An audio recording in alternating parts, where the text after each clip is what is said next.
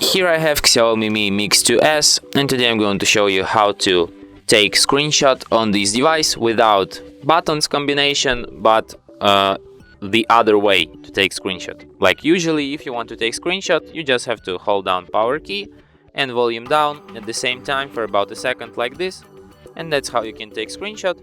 But there's also another method to do it, like in case if one of your buttons is broken or you just can't press them at this moment. You have this button screenshot at the upper bar here, and it works exactly the same way. You just tap this button and it takes screenshot.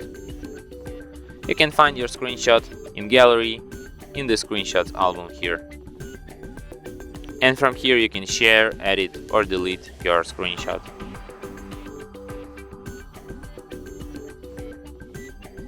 And that's it. Thanks for watching. If you find this tutorial useful, don't forget to hit that like button and subscribe to our channel.